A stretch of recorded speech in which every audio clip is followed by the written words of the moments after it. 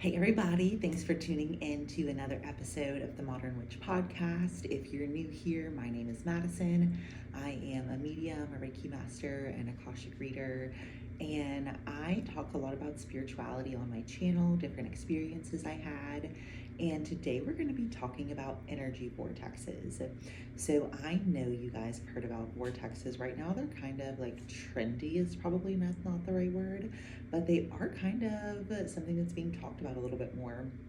So I first went to Sedona probably about 2 years ago, maybe beginning of 2023. I actually did a solo trip into Phoenix and out of Las Vegas, and I did Phoenix. I have an aunt that lives there, spent some time with her. I went to Sedona, I went to Zion, I went to Antelope Canyon, I went to the Grand Canyon, I went to I can't remember, no, Valley of Fire State Park, the one that's near Vegas. So I did a ton of stuff like that. And honestly, my goal at the time I was working in the corporate world, I was very unfulfilled because I had all these different spiritual gifts that I was working with, but I was doing corporate HR, and I was also writing a book at the time about my journey getting sober, overcoming addiction, and I had basically like this dream in my heart that I wasn't supposed to be where I was at and I was supposed to be doing something else. And I was looking for a little clarity on this trip. So I went to do energy work at a vortex with an energy healer. I did like self-meditation at a vortex. So I'm going to tell you guys everything about my experience, what I learned, the spirituality and the science behind vortexes. So let's get into it. Okay, so a vortex, my knowledge about a vortex was that it was at a place where people have spiritual experiences because the veil is a lot thinner. So for example, there is sacred land where one of the places that I went was that there was still a Native American medicine wheel.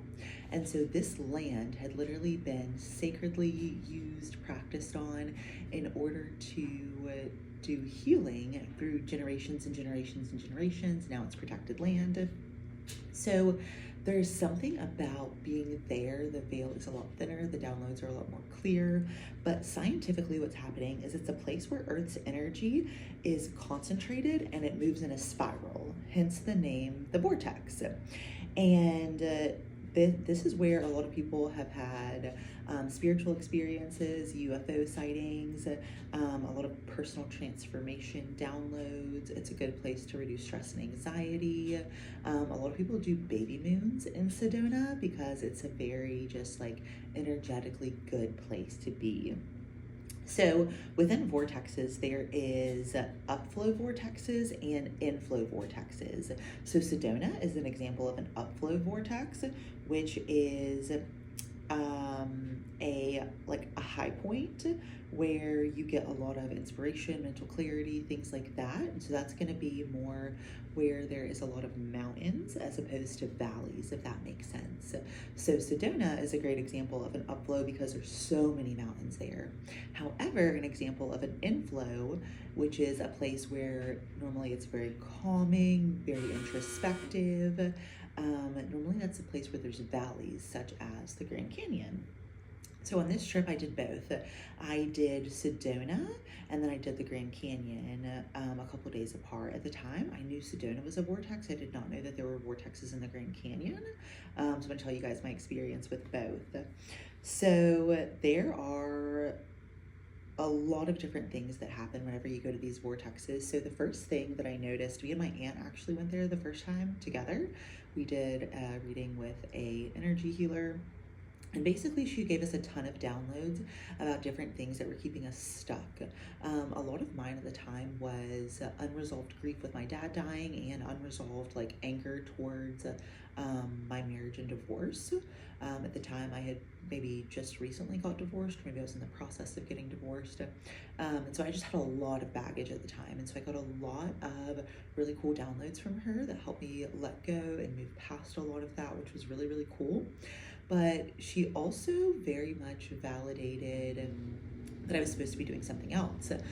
She was like, you have a lot of like spiritual gifts that you've kind of been like keeping a secret, and like you're supposed to use that and like all these tools you've learned to like heal from like mental health and addiction to help other people, and you're supposed to like share about it, write about it, like all the things that I was starting to do behind the scenes, but I hadn't fully figured out what I was supposed to do, how the gifts were working, all the things, there was just a lot of unknowns. So I got a lot of validation that this dream that there's no way this woman could have known, like came through as a download of like my life purpose whenever I asked about that. So that was really cool, because at the time I was like, I know that I'm really out of alignment and I have this like crazy dream, but like, is it just like a fantasy or is it something that I can really bring to life, So I got a lot of clarity about that. I got a lot of really cool downloads. And I got a little bit of inspiration. So the next day, so I get all these downloads from this energy healer. Me and my aunt do kind of separate sessions. We both get our downloads. Then the next day I come back by myself and I just go to this place where there's kind of like a spiritual altar and there's chairs you can meditate. And so I go and I just meditate and I'm like, hey, can you guys just give me, a lot of my downloads come through visually. So a lot of times if I get like an angel download, a lot of times I'm in a state of meditation and it will kind of be like a video or a picture of something that's to come in the future, like in my career or my life, whatever. So I go back and I'm like, hey, like that's all I want is just, can you guys give me some of those? So I get all these really cool downloads.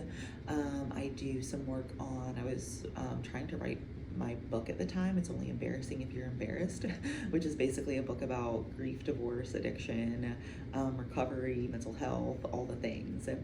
And so during this time, I did a lot of healing, introspection, got a lot of inspiration, downloads, a lot of clarity, all of those sorts of things.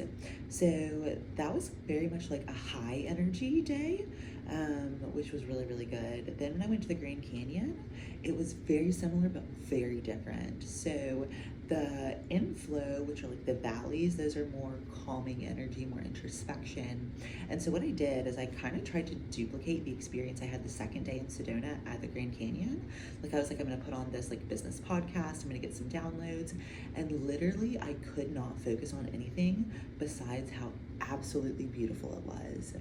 And it was the most like calming, disconnected, one with nature experience that I probably ever had up to that point. And so I did this, I don't remember which part of, there's like a bunch of different entrances, but whatever entrance I did, they had a trail around the rim. So I go, I'm trying to like put in a podcast, I'm doing this trail, and like all I can think about is like, this is so cool. Like, this is such a cool experience. It's so cool here. It's such a calming experience. I feel so relaxed. Like, I don't need anything other than to just exist right now, is like the best way to describe it. And a lot of the things that came up around the inflow vortexes, like the Grand Canyon, is that it's very calming and introspective energy. So that made so much sense for me when I was kind of looking into this after the fact of like, all I knew was like, Sedona had a lot of energy healers. They give you like angel messages. They can tap into your life purpose. And it's also a place where you can like clear out a lot of energy that may be stuck, negative energy, trapped energy. So I was just going to it from like a spiritual perspective. I was like, I really want to, there was like all these places I wanted to go. I just wanted to heal, like let go of any sort of anger I had, spend some time outdoors, spend some time connecting with God, like all the things, right? So that was a little bit about what those two experiences were like for me. It was honestly so incredible. And by the time I left the trip, I felt a lot more aligned, not with necessarily like what the long term was going to be, but like the small things I could start doing to get myself prepared for that long term, which is sort of a piece of where I'm at right now. Okay, so let's get into other vortexes. So there's a lot of vortexes across the world. There is Sedona, the Great Pyramids in Egypt, Machu Picchu, Stonehenge.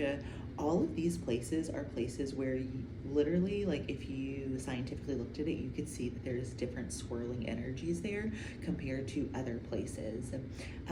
And a lot of people say that the vortexes are kind of like portals, like almost portals to your angels, to your higher self, to downloads. Like, it's the coolest experience. If you're on a spiritual journey, like this experience in the whole trip, but like specifically Sedona, really expedited my spiritual awakening, and also really expedited the validation of my gifts, because I got like validation of my gifts, and I also got to work with somebody who was really in tune with their gifts and did really good work with their gifts. And I was like, whoa, how cool would it be if I could do something like this one day, you know? So it was just honestly like a life-changing spiritual awakening experience that gave me like a lot of direction, clarity, and just awakening. So it was so cool. Okay, questions. Can anyone go? Yes. So they're normally completely free to go to, but a lot of the places have like an offering. So for example, whenever I went the first day with the energy healer, like she did the offering as part of, like, we paid her for the session, so she did the offering when we were there. I don't think you have to do an offering, but I think it's kind of customary if you're specifically using the piece that they have for different healing practices. So for example, whenever we went out with her, there was this big area where you basically like walk around and you like release, like visualize yourself releasing certain energies, and then go a different way and visualize yourself bringing in certain energies. So like if you use all of that stuff, it's obviously customary to leave an offering, you know, $5-10, it's not a lot. And so then when I went back the next day by myself and I used that area for meditation, I probably brought like $5. There's like a little thing you can put it in, but other than that, it's completely free. I didn't have to pay to park. Anybody can go. The other cool thing is I love a place where like all of the religions are there. So I saw everything from people who were Indian, Buddhist, monks, Christians,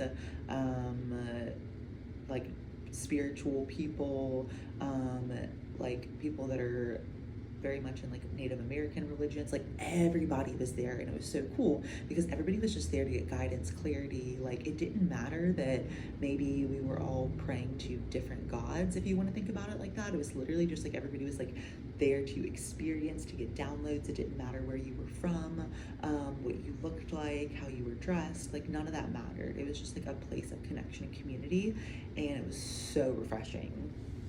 Okay, so I have an exciting announcement. I was trying to figure out like how to segue that into the podcast. I couldn't figure it out, so here we go.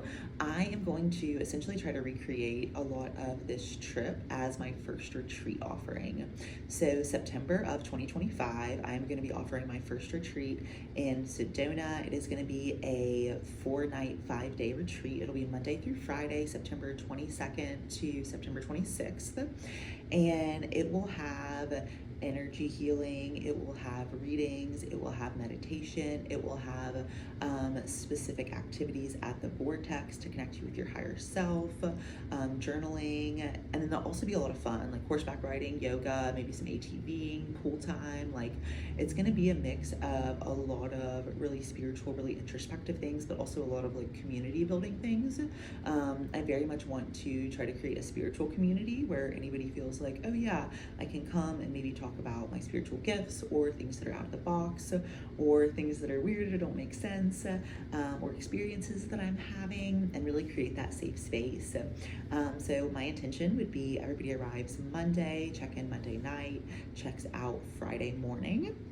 Sedona is about 2 hours from Phoenix, just to kind of give you an idea logistically. And so during this time, I would be offering meditations, Reiki, and one-on-one readings. So my intention is everybody that comes during some point in this, you'll also get either a one-on-one reading or a one-on-one Reiki session with me.